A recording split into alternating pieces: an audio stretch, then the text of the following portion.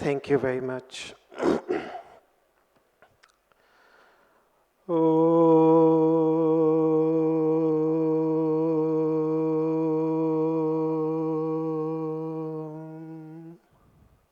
Bhadram no apivataya manah. Om Shanti Shanti Shanti. Sustainable prosperity in a nutshell. Let me try to present it in 5 minutes.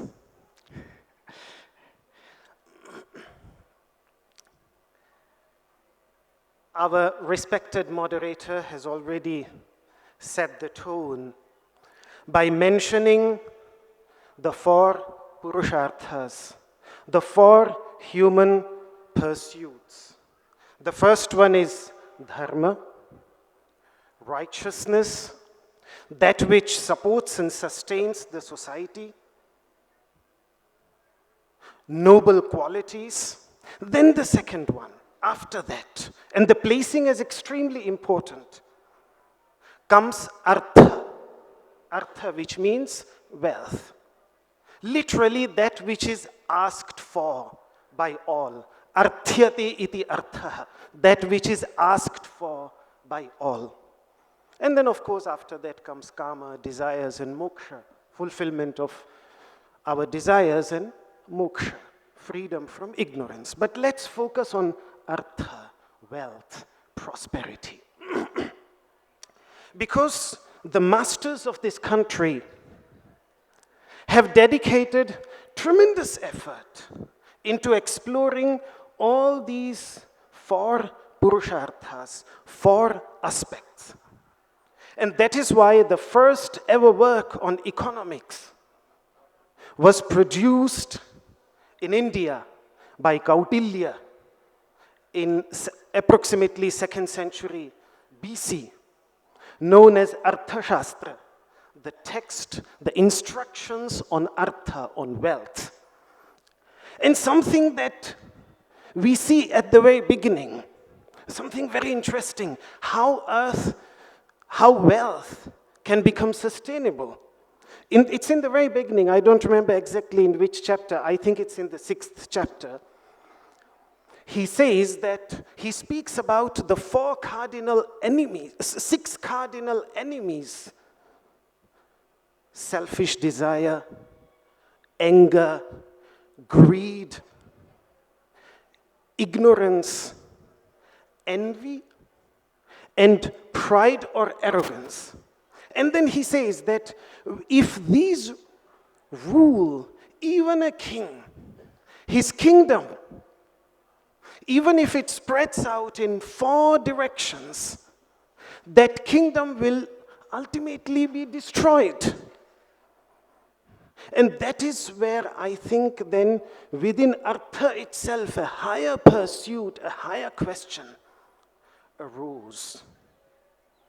And one sees this. First I said artha means that which is desired by all, but then a great Vedic grammarian, Yaska, he explains artha, wealth, with a slightly different meaning. He gives a different meaning. He says, aranasthova, that which remains behind after a person is gone.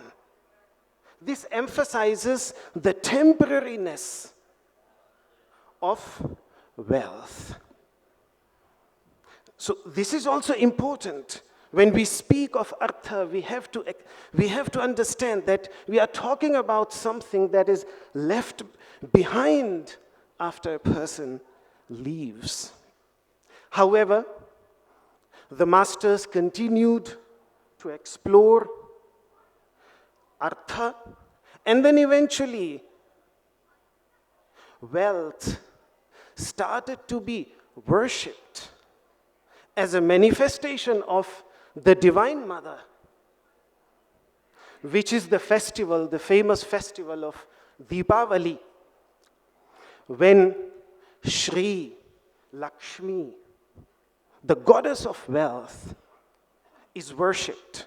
And Shri means that which supports, that which sustains. But it's not only wealth as we understand it. There are Ashtalakshmis, 8 forms of wealth. The one that we understand in English by wealth is just the first one, Dhanalakshmi, wealth, as a manifestation of the Divine Mother, which sustains the society.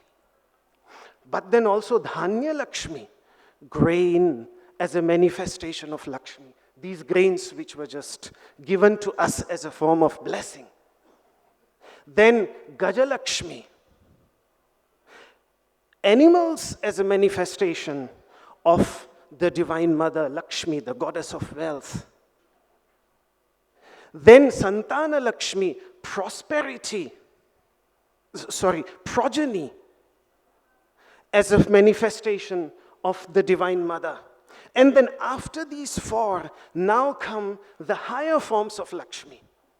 The first one, Dhairya Lakshmi, which is the 5th one, Dhairya Lakshmi. Patience, as a form of the goddess of wealth. And then comes Vijaya Lakshmi. Vijaya means victory. Victory over oneself. We have acquired wealth, but are we a slave of ourselves or are we a master of ourselves? That's the question which needs to be asked. And to acquire mastery over oneself, the next manifestation of the Divine Mother is Vidya Lakshmi. Vidya, which means wisdom, as a manifestation of the Divine Mother. And then ultimately, the ultimate source, the energy, the primordial Lakshmi, the supreme energy which manifests in the form of all these forms of wealth, Adi Lakshmi, the primordial Lakshmi. So it is wealth, the goddess of wealth was worshipped in these 8 forms.